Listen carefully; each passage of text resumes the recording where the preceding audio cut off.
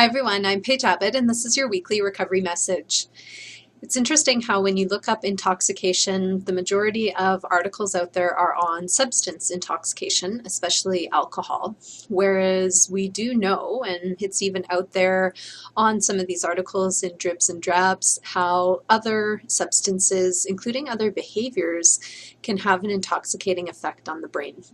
Something that we're seeing more and more in our practice is people who are wanting to look at addiction involving relationships. And people are recognizing just in their biological experience how certain aspects of relationships can be just as intoxicating as ingestion of an external substance. And one aspect of that intoxication that I wanted to talk about today is enmeshment, and how enmeshment, or that overlapping of self with others, can be extremely intoxicating. So intoxication at a very biological level is when we're getting a dopamine hit. We're getting a perceived sense of reward, a high off of whatever it is that we're doing.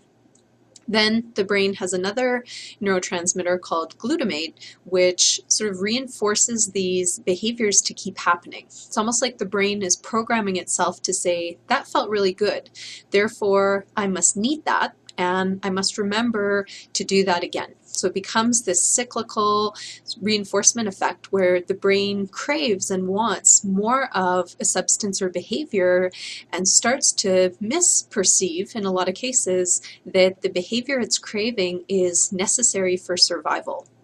This can happen with people just as much as it can with other behaviors and substances. So that's what enmeshment as intoxication is really referring to, that the brain starts to crave and misperceive that looking after another person, being there to always help out, do whatever that other person needs, focus on their feelings rather than your own, basically be in that sort of caretaking, enmeshed role with this person. So where there's a total overlap of self with the other.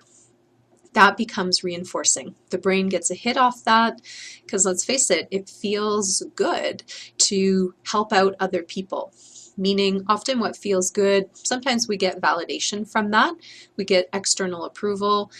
But another thing that we get is avoidance and distraction from our own reality. So one or both of those factors perpetuates that feeling that, oh, this is something that my brain must need.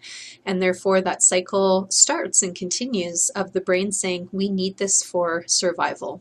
And before you know it, the person finds themselves in one or likely many quite enmeshed relationships where they've lost themselves. They don't know what they need, they don't know what they feel, they don't know what their preferences are, what they actually like to do, because they're so focused on that other person, because that's what the brain is saying is necessary for survival. It's important with enmeshment to then look at boundaries. So detachment, focusing on boundaries, and creating some space for self is what's necessary to move away from enmeshment. And I've been talking about detachment with love and setting boundaries in my last couple weeks of recovery messages. So hopefully you can go back and view those if you're interested in learning more. But at this point, I would just encourage you to cultivate awareness around the enmeshment that may be happening in especially key relationships in your life. So often enmeshment is a bigger vulnerability in the relationships that are closest to us. So it's important to look at enmeshment with spouses, with kids, and with parents, as well as siblings. You may also look at enmeshment in the work context, but again, usually enmeshment happens more so in those personal, interpersonal, and romantic relationships, as well as family relationships. Lots to talk about with enmeshment, and I think I'll wrap up there for today. I feel like this is a topic I could talk about for a long, long time, and maybe I will. I'll have follow-up messages on enmeshment as intoxication. At this point, keep gathering awareness, and if you feel ready to take the plunge into action, you may need to start to look at cultivating a peer support network to support you in detaching and speaking your voice, finding your voice, and looking after yourself. That's my perspective for this week. I wish you the best in your ongoing journey of recovery. Bye for now.